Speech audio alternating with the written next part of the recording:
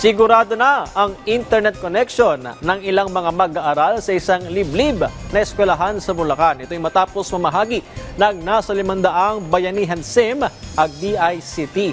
Si Harley Valbuena sa detalye.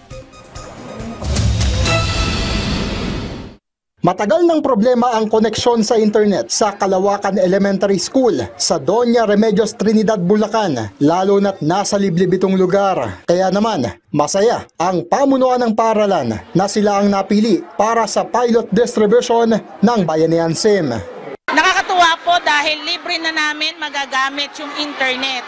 Hindi lang po yung aming mga teachers, lalong-lalo na po yung mga learners at saka po yung mga magulang ng mga bata. Sa pangunguna ng Department of Information and Communications Technology, ipinamahagi ang 500 Bayanihan SIMs sa mga mag-aaral, kanilang mga magulang at mga guro ng paaralan. Ang Bayanihan SIM Project ay bahagi ng Free Public Internet Access Program na layuning malagyan ng libreng internet connection ang bawat lugar, lalo na ang geographically isolated and disadvantaged areas. Instead ng mga access point, instead na Wi-Fi po tayo ko-connect, bibigyan po natin kayo ng mga SIM card at from there makaka-access na po kayo ng internet. Ang bawat isang Bayanihan SIM ay magkakaroon ng libreng 25 GB data kada buwan na magagamit ng mga estudyante at guro sa online activities at pag-download o panonood ng educational content at tutorial videos. Sa pamamagitan ng 25 GB data, pwedeng makapanood ng kabuang 25 hours na video, makinig sa 5,000 kanta sa Spotify o 25 minutes na usage time sa social media apps tulad ng Facebook at TikTok. Pwede rin itong gamitin sa online classes, lalo na sa mga panahong suspendido ang face-to-face classes kapag may bagyo o iba pang sakuna.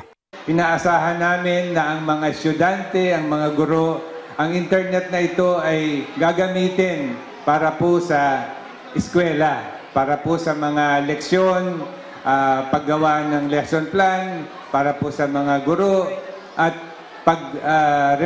research po, paggawa ng assignment. Malaking tulong ito para sa grade 6 student na si Isabel, lalo target niyang mapanatili ang pagiging first honor sa klase. Saan mo gagamitin yung 25 gig? Doon po sa pag-aaral ko po, lalo na po sa mga tutorial sa YouTube. Kasi po, minsan po, hindi po ako nakakaintindi doon sa sinasabi ni Ma'am. Ayon naman sa master teacher na si Ginang Carol Piadoso, mas mapapadali na ang kanyang pagtuturo dahil sa Bayanihan SIM. Malaking tulong po ito kasi kapag magda-download po ako ng mga videos, mga lessons na pwede ko pong gamitin para mas mapapadali po yung pangunawa po ng mga mag-aaral ko pagdating po sa pagtuturo. Magtutuloy-tuloy ang pamimigay ng Bayanihan SIM sa iba pang lugar tungo sa pagtupad sa mithi ni Pangulong Ferdinand R. Marcos Jr. na malagyan ng libreng internet ang lahat ng paaralan sa bansa. Ang Kalawakan Elementary School ay may kabuuang 330 estudyante at dahil 500 ang ipinamigay na Bayanihan SIMs, ang lahat ng mag-aaral ay nabigyan, kasama na rin pati ang mga guro at school personnel. Harley Valbuena para sa Pambansang TV sa Bagong Pilipinas.